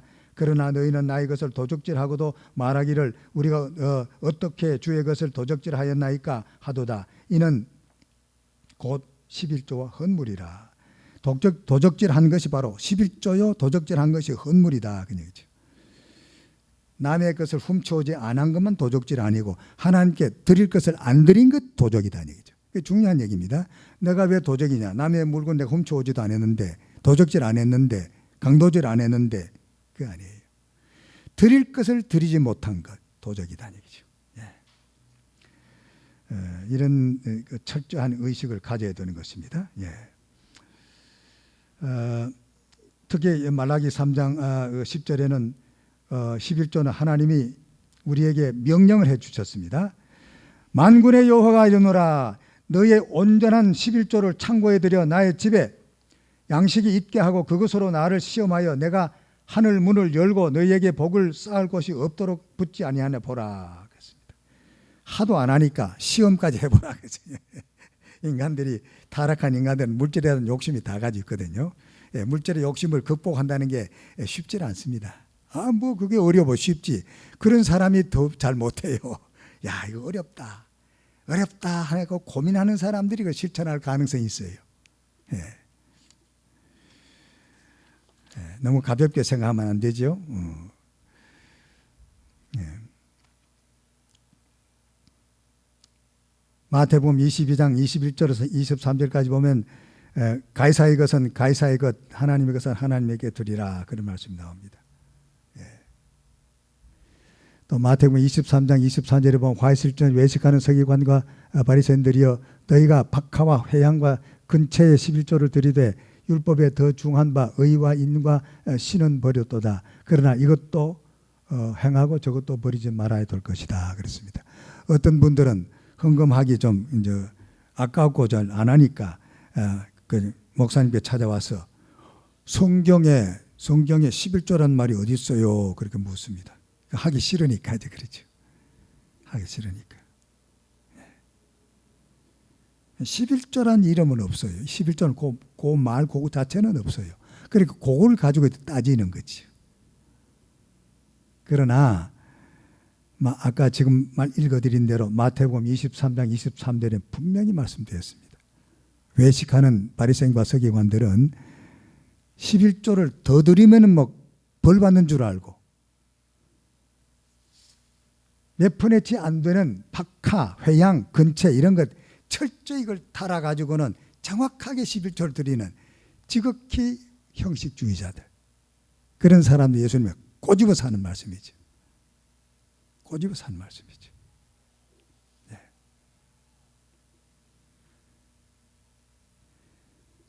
박하와 회향과 근처에 11조를 드리되 여기 11조 분명히 나오잖아요. 11조만 나오잖아요. 율법에 더 중한 바 의와 인과 신은 버렸다. 오르리자, 인, 어지린자, 신은 믿을 신자. 그러나 이게 중요합니다. 그러나 예, 그런 말 있죠. 영어에 but이라는 그러나라는 말은 가장 큰 단어다. but is big word란 말이에요. but is big word. 그러나는 가장 큰 단어다. 그러나 말을 해가지고 더 큰 교훈을 주려고 하시는 말씀을 볼 수가 있습니다. 예.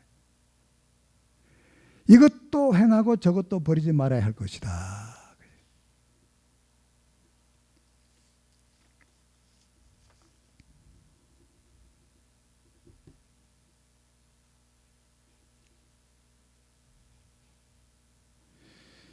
자, 그러면은 이 11조는 헌금의 표준은 표준인데 어떤 표준이냐? 최고의 표준이냐? 최저의 표준이냐? 최저의 표준입니다. 그건 아셔야 돼요. 내가 11조 했으면 나머지 10분의 9는 다 내 거다. 이렇게 하고 자기 마음대로 쓰면 안 돼요. 그것도 하나님의 것이거든요. 그 하나님의 감사를 하십니다. 11조를 드렸다 그 나머지 10분의 9를 자기가 마음대로 그냥 아무렇게나 막 그냥 죄전내던 막 뿌리고 쓰면은 그 하나님의 감사에서 걸리는 거예요. 그 계산하지 못한 사람 너무 많아요. 기독교인 중에서도 재직들 중에서도 그런 사람 상당히 많아요. 제대로 훈련 받아야 되겠죠. 예.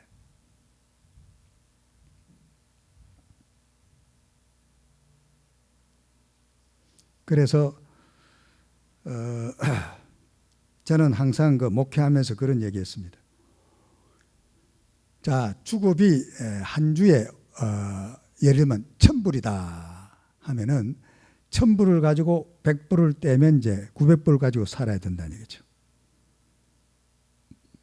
식구들이 많으면은 살기가 빠듯하고 어렵죠. 렌트도 내야 되고. 근데 주급이 2,000불이다. 그러면 200불을 떼고 1,800불을 가져서 하면 저 여유 있게 쓰거든요. 한 주에 1,800 같으면 괜찮죠. 만약에 사업을 하든지 뭐 이렇게 수입이 꽤 많은 분이 한 주에 한 5,000불씩 수입이 된다. 수입이 된다. 한 주에. 500불 떼면 4,500불 남으니까 이건 다 못 쓰지요. 다 못 써요. 물론 그만큼 수입을 보려면 그만큼 또 자금이 들어가야 돼요. 들어가야 되는 건 그건 또 계산해야 되겠지만은 그래도 많이 남는 거죠. 그러면은 어떻게 되느냐? 그러면은 이렇게 계산해야 돼요. 한 주에 1,000불 해서 100불 떼고 900불 가지고 살기는 좀 빠듯한데 그건 뭐 11조도 괜찮아요. 근데 그 다음에 2,000불, 3,000불, 5,000불 예를 들면 큰 기업체 하는 사람들은 한 주에 10,000불도 더 버는 사람 많죠. 한 주에 10,000불 수입이 되는 사람이 1,000불을 떼고 9,000불을 가지고 한 주에 쓰면은 이거 다 못 쓰지요. 그러니까 어떻게 되느냐 하면 11조가 최고의 표준이 아니다. 최고의 최저의 표준이다. 기본적인 표준이다 이거예요. 그런데 제가 목회해 보면요. 반대예요. 주급을 조금 받는 사람들은 11조 착실 잘해요. 그런데 수입이 꽤 많은 사람들은 11조가 안 돼요. 수입이 적은 사람보다 액수는 많은데 11조는 안 돼. 저는 아주 구체적으로 얘기합니다. 구체적으로. 1년에 한두 번 정도. 성경 가지고 교육시킵니다. 뭐 우리 교회 뭐 한 달에 참 한 주에 500불씩 헌금하는 사람이 누가 있어? 나밖에 없잖느냐. 내가 제일 많이 해. 그러면 내가 조금 적게 해도 되지 않겠느냐. 500불 해야 겨우 11조 되는데 400불만 하자. 그럼 온전한 11조가 안 되죠. 말라기 3장에 온전한 11조를 드리라. 온전한 11조 떼먹지 말라 그 말이거든. 하나님의 것을 도적질하지 말라 그 말이에요. 근데 그것이 물질에 대한 욕심이 우리 사람들에게 다 있어요. 다 있어요.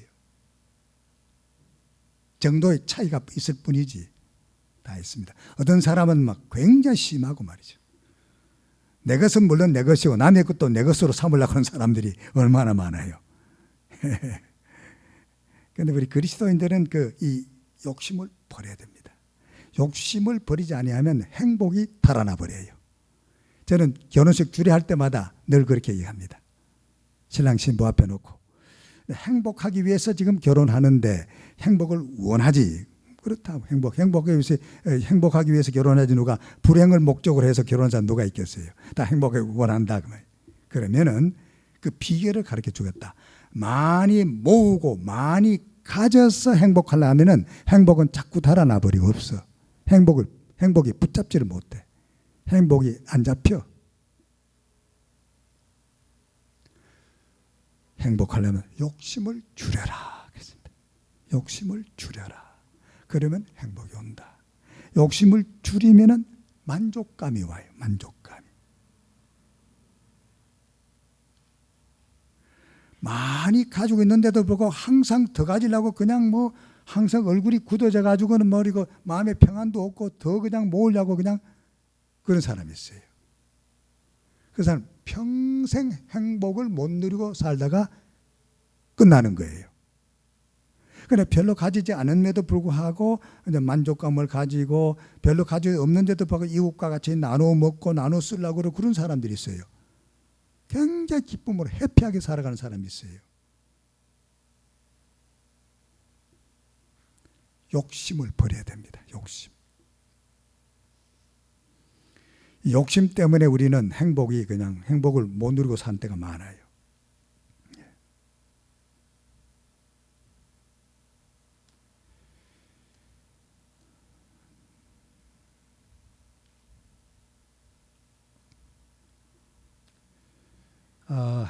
헌금과 축복에 대한 말씀, 헌금과 저주에 대한 말씀을 먼저 드리겠습니다. 저주의 대상은 뭐냐면은 첫째는 드리지 아니한 것. 예, 헌금을 드리지 아니하는 자가 저주의 대상이 되고요. 말라기 3장 9절에 보면 너희 곧 온 나라가 나의 것을 도적질하였으므로 너희가 저주를 받았느니라 그랬습니다. 헌금과 저주 중에서 헌금을 하나님의 것을 도적질하고 하나님의 것을 드리지 아니하면은 결국은 저주를 받는다 그랬습니다. 드리지 아니하는 자가 저주를 받고요. 저주의 대상 중에 그 다음에 속이는 자가 저주를 받습니다. 예. 속이는 자, 감춘 자. 여러분 그것은 사도행전 5장 1절부터 11절까지 여러분들 기억나시죠? 거기에 있는 주인공은 아나니아와 삽비라지요. 아나니아와 삽비라. 아나니아와 삽비라가 그 사도행전 4장 끝에 보면은 바나바가 있습니다.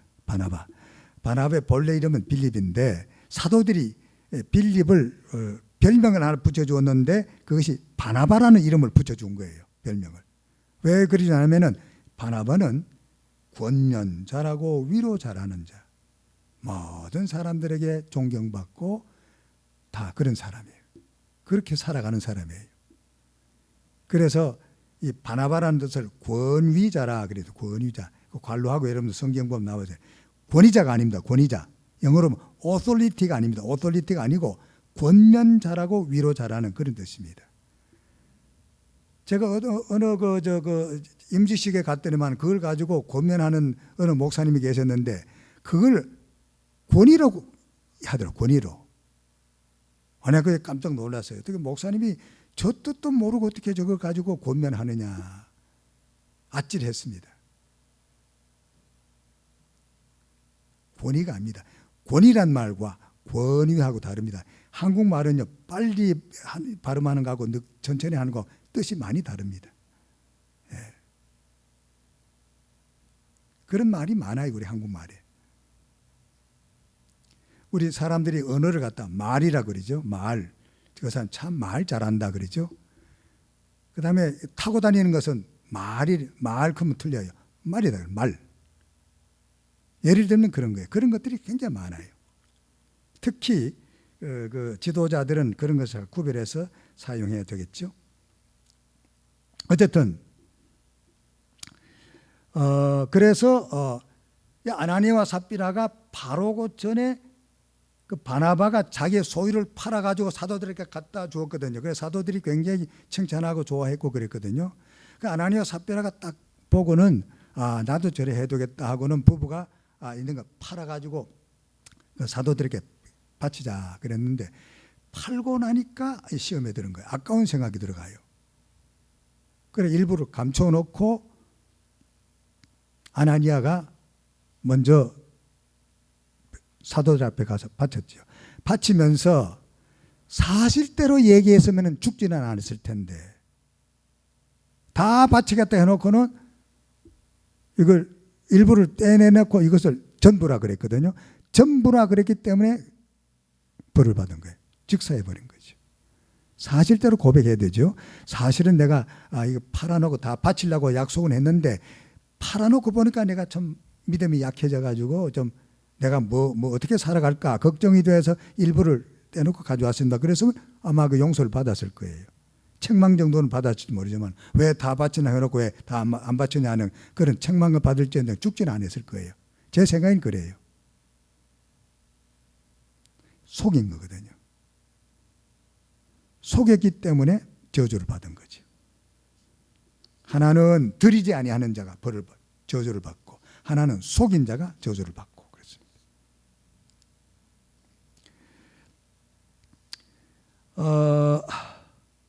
헌금을 우리는 예물로 드려야 됩니다.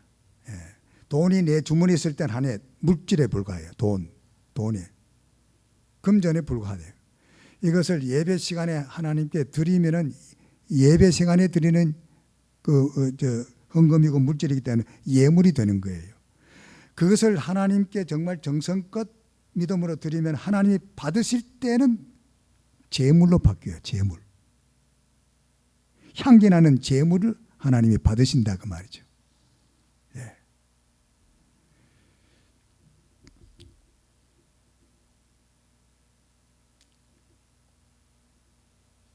아벨의 제사, 그 제물 받으셨죠? 예, 이거는 희생 제물입니다. 희생 물질입니다. 예, sacrificial offering입니다. 그 다음에 이것이 헌금을 일단 작물로 하면 안 돼요. 남에게 도적질 해가지고 바치는 것을 작물이거든요. 예, 이건 stolen good이라는 말입니다. 영어로 stolen good. 그 다음에 이게 자칫 잘못하면 주물이 돼요. 주물. 저주의 물질이 됩니다. 아나니와 삽비라처럼 속인 죄로 저주라는 주자 주물이 되어버린다. 예, 비참하지요. 예.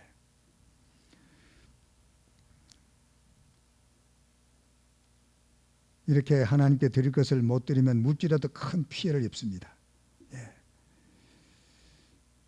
그래서 마태복음 6장 19절에 너희를 위하여 보물을 땅에 쌓아두지 말라.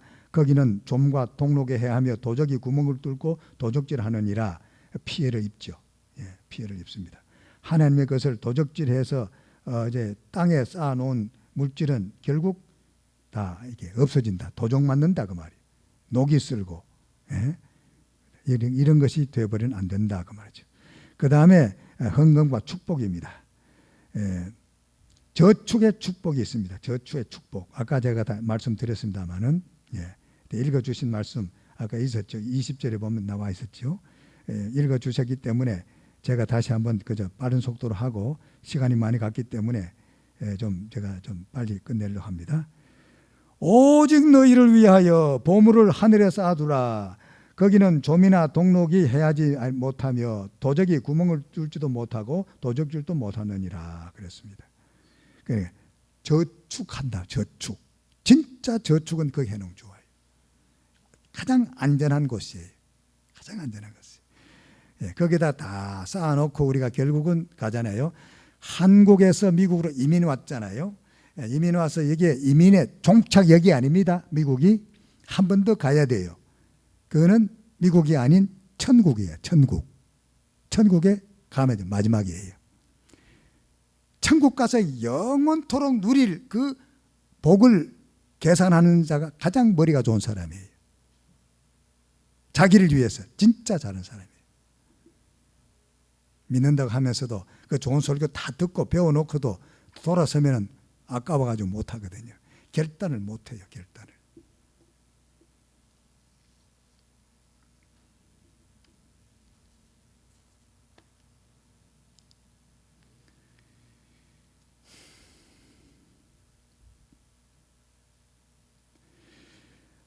이제 헌금을 우리가 잘하면은 이제 첫째는 저축의 축복이 있고 하나님의 사랑의 대상이 되는 축복도 누리죠. 고린도후서 9장 7절에 보면 각각 그 마음에 정한 대로 할 것이요 인색함으로나 억지로 하지 말지니 하나님은 즐겨내는 자를 사랑한다. 하나님께 기쁨으로 내는 자를 사랑한다. 하나님의 사랑의 대상이 된다니. 헌금을 잘하면은 하나님이 우리를 사랑하신다. 주님의 칭찬의 대상이 되는 축복도 누리게 됩니다. 예. 마가복음 12장 41절로 44절 제가 참 좋아하는 말씀인데요. 제가 시간이 없기 때문에 빨리 읽으면서 설명하겠습니다. 여러분들은 다 이미 훈련 받으신 분이기 때문에 하나를 들으면 10가지 깨달을 수 있기 때문에 딱 던져도 아마 이해될 겁니다. 예수께서 연복궤에 대하여 앉으사 무리의 연복궤에 돈 넣는 것을 보실세 여러 부자는 많이 넣는데 한 가난한 과부는 와서 2렙돈 곧 한 고도란트를 넣는지라. 예수께서 제자들을 불러다가 이르시되 내가 진실로 너에게 이르노니 이 가난한 과부는 연복궤에 넣는 많은 모든 사람보다 많이 넣었도다. 저희는 그 풍족한 중에서 넣었거니와 이 과부는 그 구차한 중에서 자기 모든 소유 곧 생활비 전부를 넣었느니라 그랬습니다. 아까 제가 말씀드렸죠. 1000불에서 100불을 헌금하고 900불 거 사는 사람하고 5000불에서 500불 헌금하고 4500불 하는 거 다르죠. 그분이 11조를 드렸다 할지라도 5000불 수입한 사람이 500불이 그 11조니까 드렸다 할지라도 1000불 수입 본 사람이 100불 드리는 사람보다 예수님이 평가하는 기준은 인정 못 안 하시는 거예요. 너 나머지 가지고 너 너무 잘 산다. 예. 너는 12조, 13조, 15조 드려도 너 살 수 있어. 하나님은, 예수님은 그렇게 평가하시기 때문에 그걸 우리 잘 알아야 돼요. 하나님의 평가법하고 사람의 계산하고 달라요. 하나님의 시각에서 우리를 보아야 돼요. 우리 그거 못하거든요. 그러니까 수입이 적을 때는 11조, 수입이 좀 많을 때는 10분의 2, 수입이 더 많으면 10분의 3, 나중에 엄청나게 수입이 많고 그 다음에 나중에 나이가 많아서 별 쓸 일이 없으면 그 다음에 10분의 9, 10분의 9를 드려요.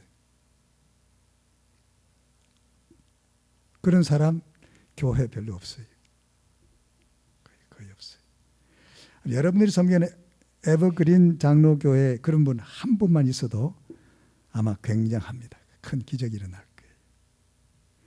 초대교회는 아까 말씀처럼 자기 소유를 자기 것이라고 생각하는 사람 한 사람도 없는데 요즘은 그렇게 하는 사람이 한 사람도 없어요. 이게 큰 문제입니다. 그러니까 고민하고 있습니다. 제가. 자, 이걸 어떻게 이걸 타개하고 어떻게 이걸 가르치느냐. 그래서 고민하다가 아까 말씀처럼 글을 써놨는데 그 몇 가지 중요한 걸 써놨는데 이걸 가지고 좀 신문에 좀 내야 되겠다. 광고비가 아직 없어서 못하고 있습니다만은 이거 한 번, 두 번 내서는 안 되거든요. 계속 나가야 돼요. 계속 나가야 돼요. 그럼 믿는 사람 보고 이 마음에 와 닿는다. 정말 옳다. 그런 사람이 한두 사람도 생기면요. 그거 가지고 큰일을 할 수 있거든요. 제가 은퇴하고 코스타리카 가서 제가 이제 시무할 때는 볼리비아에다가 학교를 세웠어요.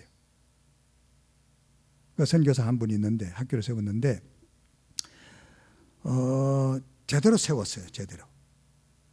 터 넓게 잡고 거기다가 벽돌로 3층 교실 짓고 그 옆에는 행정관 2층 멋있게 설계해서 짓고 그쪽 또 반대편에는 생활관 한꺼번에 학생 500명이 한꺼번에 식사하고 나갈 수 있는 걸 만들어 놨죠.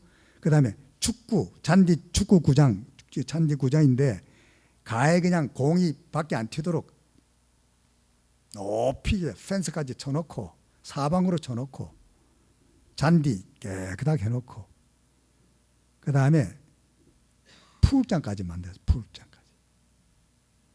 그냥 학생들이 막 모여드는 거예요. 그때 그게 돈이 얼마 들어간 230만 불 들어갔어요. 230만 불.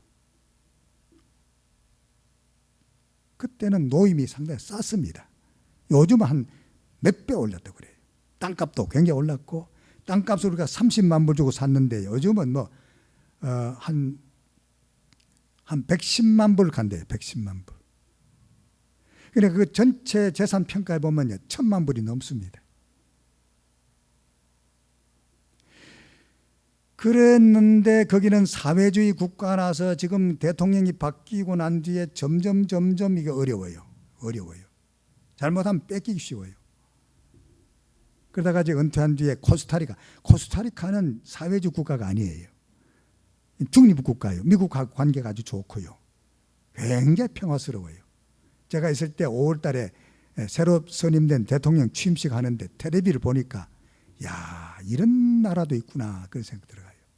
야외에서 대통령 취임식 하는데 저 머리서부터 이미 그 전임 대통령이 걸어 들어오면서 다 그냥 악수하고 인사하고 학생들도 그 연도에 서서 다 하니까 다 이렇게 해주고 그 입장하는 시간이 굉장히 시간이 걸려요. 참 기다리니까 이제 입장해가지고 그 다음에 새로 된 대통령도 똑같이 그래요. 그러니까 야외에서 하는데 경호원이 눈에 안 보여요. 경호원이.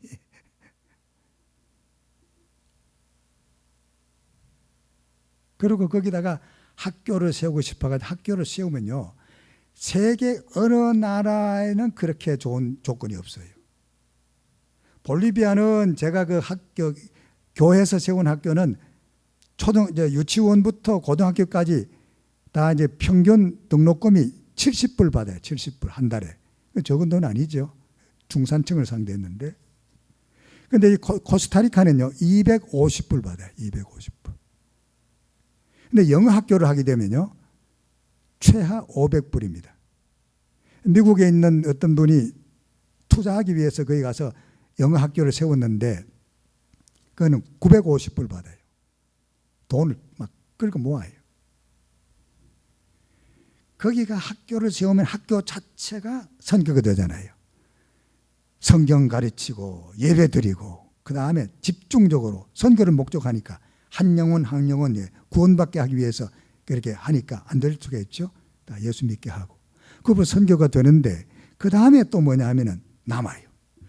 남아가지고 그걸 가지고는 그 다음에 아프리카나 몽골이나 아주 어려운 데에 가서 학교, 병원, 교회 세워주는 거예요. 그걸 하기 위해서 욕심을 내서 왔다 갔다 늘 했지요. 네. 그래서 만약에 이렇게 정말로 초대교회 성도들처럼 그러한 분이 한두 사람이 재벌가 중에 믿음이 좋고 선교에 대한 마인드 있는 사람이 나오면은 이거 이루어지지 않겠느냐. 엄청나게 수입이 되거든요. 그거는 매달 수입이 나오기 때문에 딱 계획을 세워가지고 어려운 지역에 병원, 학교, 교회를 세울 수가 있거든요. 교회는 불안해요. 교회는 뭐냐면 교회 잘 될 때는 괜찮은데 시험에 들든지 변화가 일어나면요. 그 다음에는 선교비가 딱 끊겨요. 이 불안해요, 불안해. 그것을 이제 오래전부터 착안해가지고 그걸 기도하면서 지금까지도 기도하고 있는데 제가 살아있을 동안에 뭐 우선 안 되면은 터라도 하나 사놓고 가야 되겠다 그런 생각을 가지고 있습니다. 어쨌든 보물을 하늘에 쌓아두는 방법 멋있습니다, 멋있어. 그러면 자기 자신이 이렇게 다 이제 살아갈 걸 딱 남겨놓고 이렇게 바치면요. 그 다음에는 그 자기가 살아있을 동안에 그 학교 성장하는 거 보고 그 다음 학생들이 공부해서 예수 믿는 걸 보고 정말 기쁨을 누리고 있다가 하나님이 오라 할 때 가시면 되잖아요. 그런데 천국 간 뒤에도 그것이 계속 매달 거기서 수입이 나와가지고는 예수님이 재림하실 때까지 계속 그 선교 사업이 이루어지니까 정말로 이건 하고 싶어요. 이건 꼭 해야 되겠다. 이제 시간이 많이 지나갔고요 해서 그 다음에 뭐 전역에 대한 임무도 있고 뭐 또 더 있습니다만은 제가 아까 말씀드린 대로 이걸 하려면 뭐 한정이 없습니다. 아까 말씀드린 것도 대충 마음이 바쁘고 해서 그냥 빨리 끝내게 되겠습니다만은 시간이 별 많이 갔죠. 예. 아무리 좋은 그 강의라도 오래되면 효과가 없더라고요. 예. 한번 기도하고 마치겠습니다. 자비하신 하나님 참 감사합니다. 이곳에 에버그린 장로교회를 세워주시고 하나님의 신실하신 문 목사님을 좀 보내주시고 이렇게 날이 갈수록 달이 바뀔수록 해가 거듭될수록 교회가 정말 좋은 분위기 속에서 성장하는 모습을 볼 때 하나님 얼마나 기뻐하시겠습니까? 앞으로 또 계속해서 하나님께서 복을 내려주셔서 이 교회가 양적으로 질적으로 잘 성장하게 하여 주시고 그렇게 하기 위해서는 목사님을 중심해서 온 재직들이 똘똘 뭉쳐서 정말 말씀에 근거해서 열심히 봉사함으로 말미암아 또 열심히 증인의 사명을 순교자의 정신으로 감당함으로 말미암아 이 교회가 크게 성장할 수 있도록 도와주시고 마지막 때 하나님께서 이 교회를 높이 들어서 하나님의 선교, 미시오 데이, 하나님의 선교를 효과적으로 잘 감당하는 교회가 되도록 은혜를 내려 주시옵소서. 예수님의 이름으로 기도하옵나이다. 아멘.